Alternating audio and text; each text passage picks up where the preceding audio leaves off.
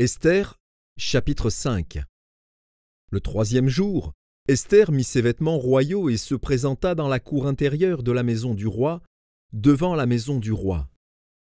Le roi était assis sur son trône royal dans la maison royale, en face de l'entrée de la maison. Lorsque le roi vit la reine Esther debout dans la cour, elle trouva grâce à ses yeux. Et le roi tendit à Esther le sceptre d'or qu'il tenait à la main. Esther s'approcha et toucha le bout du sceptre. Le roi lui dit : « Qu'as-tu, reine Esther, et que demandes-tu ?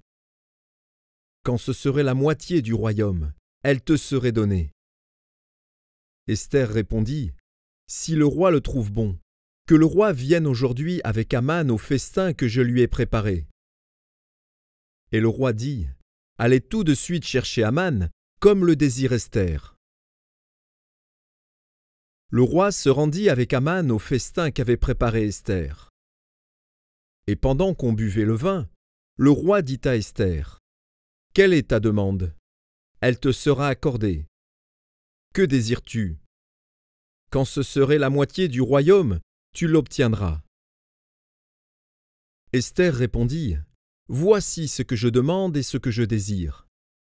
Si j'ai trouvé grâce aux yeux du roi, et s'il plaît au roi d'accorder ma demande et de satisfaire mon désir, que le roi vienne avec Aman au festin que je leur préparerai, et demain je donnerai réponse au roi selon son ordre. » Aman sortit ce jour-là, joyeux et le cœur content.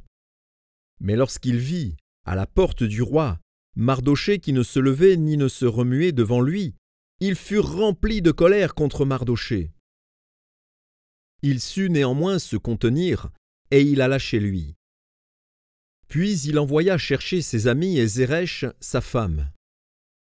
Aman leur parla de la magnificence de ses richesses, du nombre de ses fils, de tout ce qu'avait fait le roi pour l'élever en dignité, et du rang qu'il lui avait donné au-dessus des chefs et des serviteurs du roi.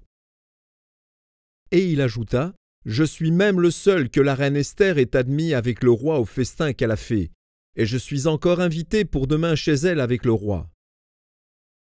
Mais tout cela n'est d'aucun prix pour moi aussi longtemps que je verrai Mardochée, le Juif, assis à la porte du roi. » Zeresh, sa femme, et tous ses amis lui dirent : « Qu'on prépare un bois haut de 50 coudées, et demain matin demande au roi qu'on y pende Mardochée. Puis tu iras joyeux au festin avec le roi. » Cet avis plut à Aman, et il fit préparer le bois.